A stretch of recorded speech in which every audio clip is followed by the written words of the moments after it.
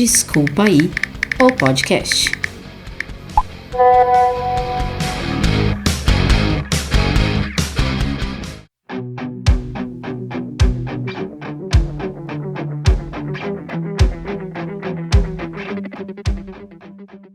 Sejam muito bem-vindos, aqui quem fala é Ali Cardoso. Nós estamos começando essa nova forma de evangelização através dos podcasts, né?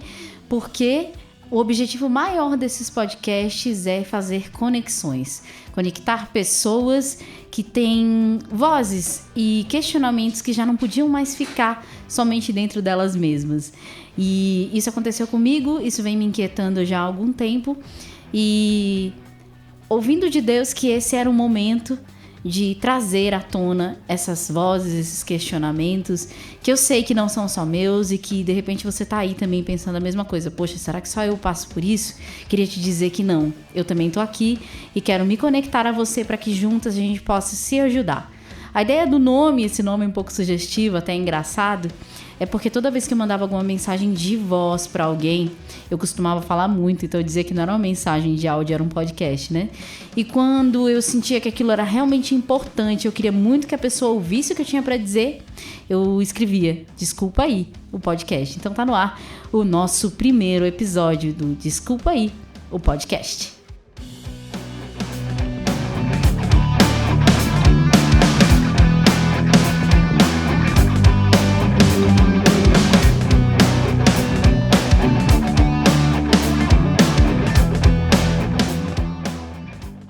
Então, o nosso primeiro tema é mãe solo na igreja.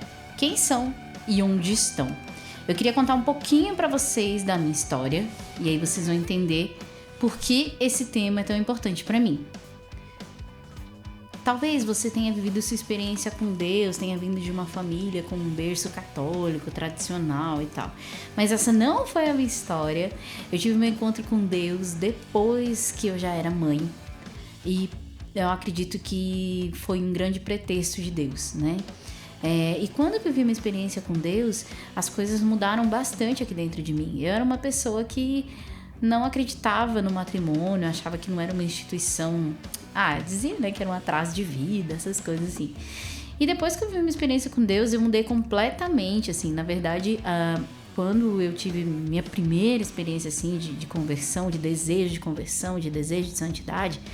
A minha filha, ela já tinha 2 anos e foi um grande pretexto de Deus porque eu precisava batizar ela e eu tinha pedido pro meu irmão e a minha cunhada serem os padrinhos. Eles iam se casar, para isso meu irmão precisava ter os sacramentos, que a gente não tinha ainda, e do crisma e da primeira eucaristia, então a gente foi fazer catequese de adulto.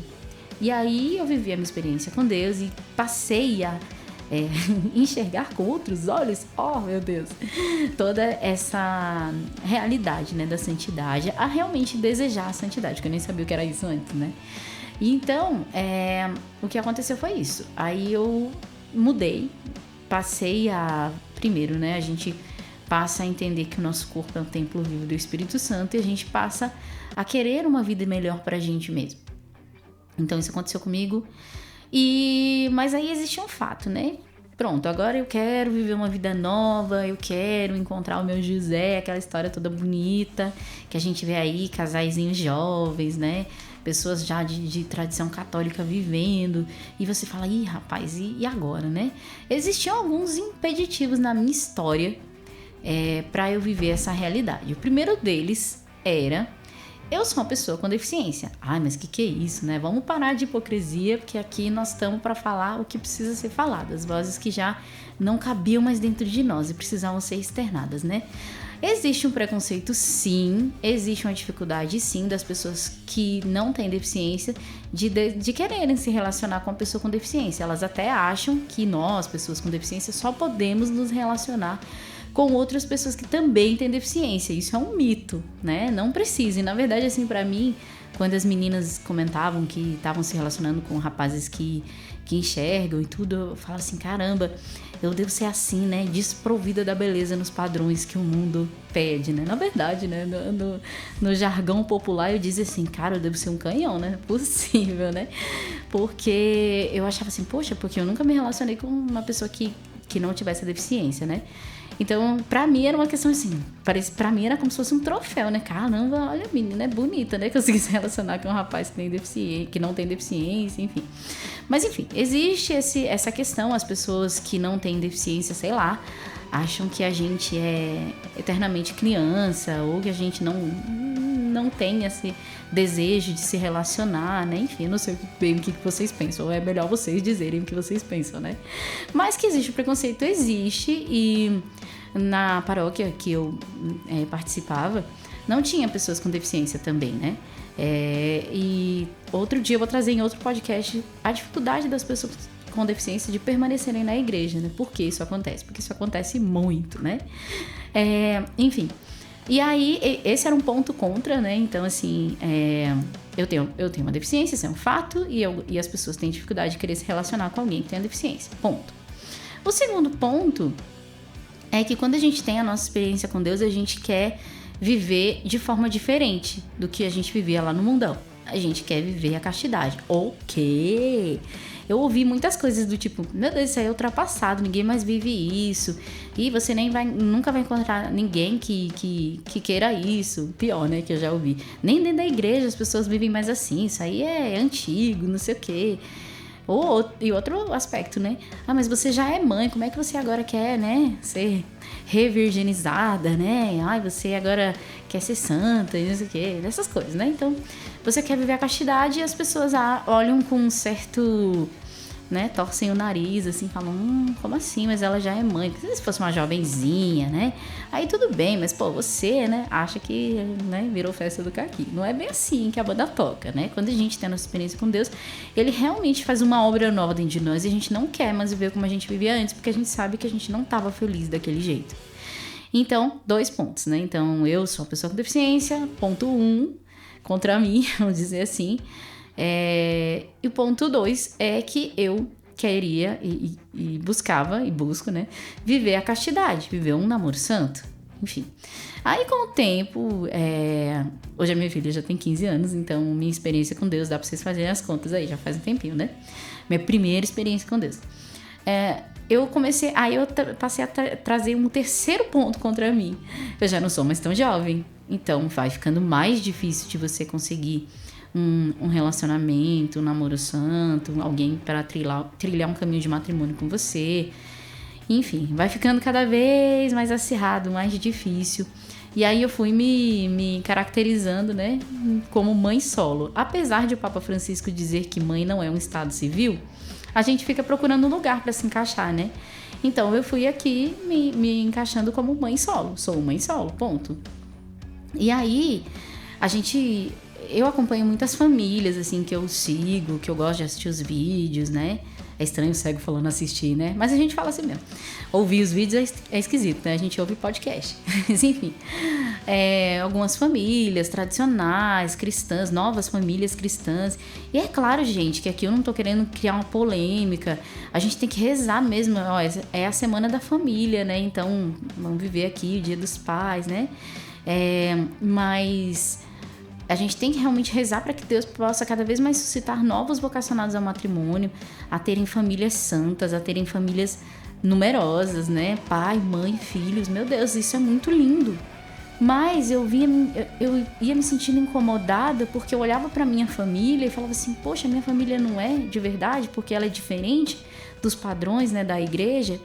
Mas assim, a minha família é diferente dos padrões da igreja não porque eu quero, né? Mas porque hoje é a realidade em que eu estou.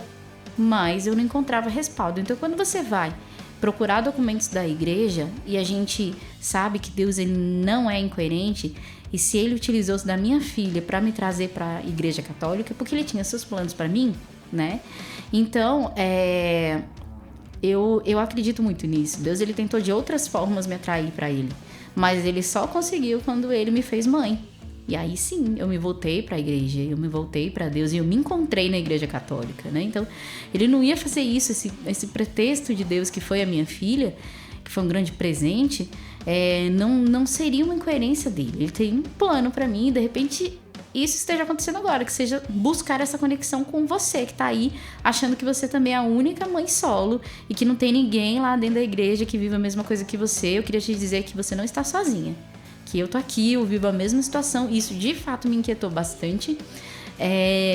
Porque a gente encontra muitos documentos assim da igreja, tantos documentos, né, do magistério assim, escrito pelos papas, mas também a vida dos santos e tal, que fala para os casados, né, para as famílias, né, para os casais e tudo, para a educação dos filhos, mas quando a gente vê a educação dos filhos, sem falar a educação dos filhos pelos pais, né, pelo pai, pela mãe, a gente encontra muita documentação da igreja falando aos padres, aos seminaristas, aos celibatários, aos consagrados de vida religiosa, às freiras, né? Aos consagrados de novas comunidades, enfim, aos solteiros. Aí você podia falar assim, pô, mas você tá aí, né? Solteiro. Mas eu não sei você, mas quando eu penso em solteiro, pra mim, sempre vem a figura de um jovem ou de uma jovem sem filhos, né? Então eu ficava procurando, e aí? E pra mim, né? E querendo ou não, a sociedade, de modo geral, fora da igreja, já tem uma certa dificuldade de lidar com as mães solo, né? Os pais solo. Por quê? Você encontra, por exemplo, tem muitos encontros, né? Tanto na igreja quanto fora dela, encontro para casais. Programações para casais e seus filhos, para as famílias. Mas quando você vai, tanto no mundo, tentar, né, estar em algum lugar, existe essa dificuldade de você estar inserido em algum lugar, porque você tem filho, mas você não é uma família, você não tem o cônjuge ali do teu lado. Então, nós, pessoas com deficiência, às vezes, né, você vai ter um encontro lá com a sua amiga, e a sua amiga é casada, ela tem os filhos, você leva a sua filha lá para eles brincarem. E só que, por exemplo, se o marido dela vai querer te mostrar alguma coisa, vai falar com você de um jeito diferente, talvez a menina que era minha amiga já vai ficar meio enciumada. É um fato, gente, isso acontece, né? Então, tanto no mundo a gente não se encontra às vezes, e o mais triste é que quando a gente vive o nosso processo de conversão, a gente percebe que na igreja também a gente não se encontra, né?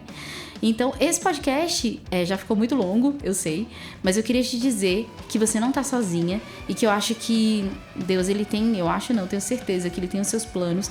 Fazer esses podcasts com assuntos que vinham me inquietando desde o ano passado, que ano passado eu comecei a falar sobre eles de maneira mais velada, mais superficial, foi um grande...